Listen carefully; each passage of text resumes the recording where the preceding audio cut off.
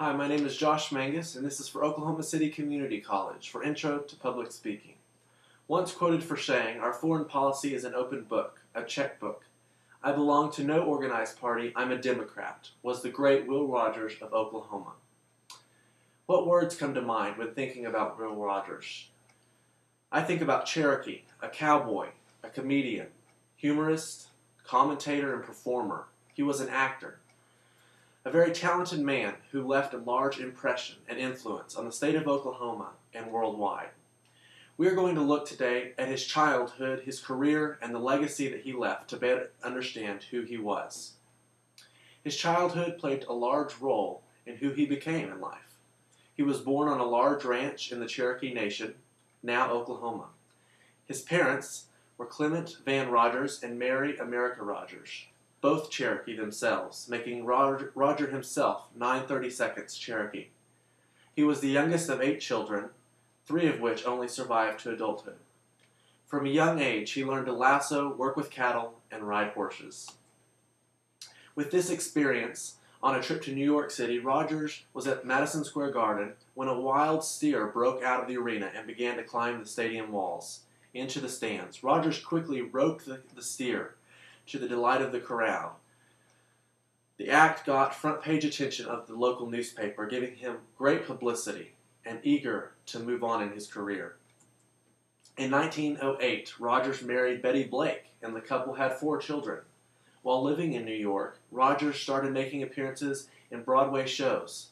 He became well known among the crowd. In 1919, he moved his family to the West Coast to begin his career in movies. In his lifetime, he was in 71 movies. In 1934, he was voted the most popular male actor in Hollywood. His career grew to more than just show business. He wrote 4,000 syndicated columns and 6 books, becoming a great radio broadcaster and political commentator. His career was who he was. Looking at his legacy and the life he lived, we have to look at how he died and who he was. Will's life was cut short at the age of 55 in 1935. He had planned a vacation with aviator Wiley Post. While flying to Alaska with some stops on the way, he reported he continued his career in reporting and writing columns, and this trip was to do just that. Being a world reporter, visiting London, Egypt, South America, Japan, and Moscow, he had traveled all across America to different destinations. This one was like no other, just a simple trip to Alaska. The flight to Alaska, however, took the life of America's most beloved celebrity.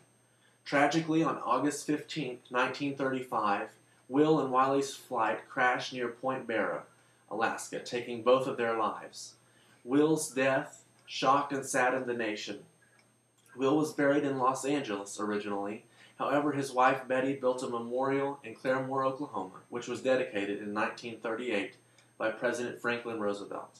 In 1944, Will's body and the body of their son Fred, who died at the age of 2, were moved to rest there. Betty died that same year and rests beside her husband and son. In conclusion, after looking at who he was as a child, his career, and how he died and the legacy he has left, Will Rogers lived a great life, touching tons of people. He was talented, but more than just that. We have seen through all these things, his name lives on, and his thoughts and contributions will remain forever. Thank you.